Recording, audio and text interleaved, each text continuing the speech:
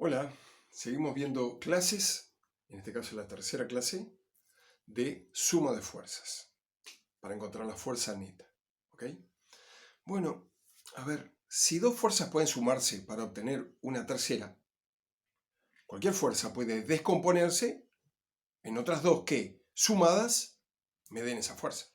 ¿Se entiende lo que digo? Si sumando la fuerza A más B obtengo la R, cualquier fuerza por allí, R, la puedo descomponer en alguna A y en alguna B, tales que sumadas me terminen dando R. ¿Se entiende? Bueno, a ver, ¿y para qué haría una cosa así, profe? La va a complicar. Tenía una fuerza sola, ahora quiere tener dos. Bueno, pero ustedes van a ver, porque si yo descompongo una fuerza que está en una dirección cualquiera, en otras dos fuerzas que estén en direcciones que a mí me convienen, es muy probable que simplifique situaciones complicadas. Veamos cómo se descompone una fuerza. Supongamos que tengo un par de ejes cartesianos, es decir, un par de ejes que forman 90 grados entre sí, como los del dibujo. Supongamos que los del dibujo estén bien dibujados, porque yo veo medio poco. Bueno, bien.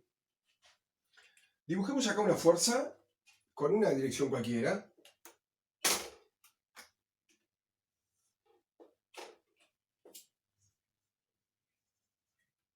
Le llamamos la fuerza F. Fíjense lo que vamos a hacer.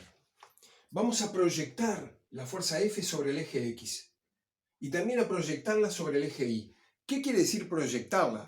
El término es bastante apropiado con lo que yo pensaba cuando era chico, ¿no? Es como que si acá ponemos un foco, se proyecta la sombra de F sobre el eje Y.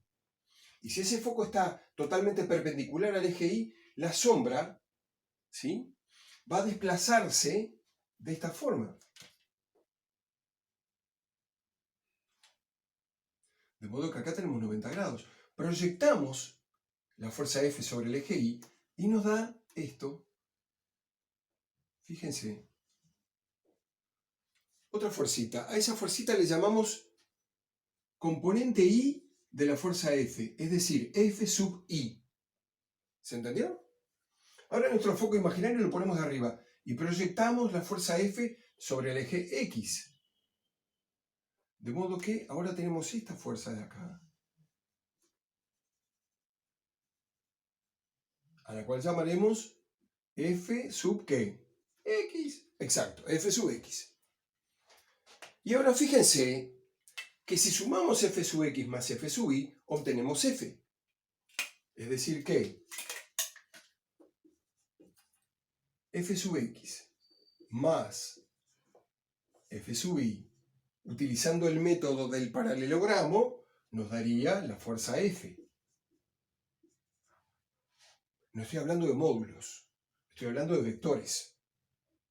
¿Sí? Para sumar esos módulos habría que utilizar el método del coseno, como lo habíamos visto. Veamos entonces, sabiendo que este ángulo es de 90 grados. ¿Cuál va a ser el módulo de la fuerza F? Va a ser la raíz cuadrada de F sub X al cuadrado más F sub Y al cuadrado más 2 por F sub X por F sub Y por el coseno del ángulo de 90 grados. ¿Cuánto vale el coseno de 90 grados? Me llevo 228. Vale 0. Así que esto vale 0 en este caso, porque yo elegí ejes cartesianos, ejes que están ubicados uno respecto del otro a 90 grados. Así que si este término vale 0, todo lo que está multiplicado por 0 también va a valer 0. Así que fíjense en qué me quedó reducido el cálculo del vector, del módulo de la fuerza F. Quedó reducido a un simple teorema de Pitágoras. Raíz de F sub X al cuadrado más F sub Y al cuadrado. ¿Por qué? Porque yo propósitamente, elegí mis ejes formando un ángulo de 90 grados. ¿Ok? ¿Se entendió eso? Bien.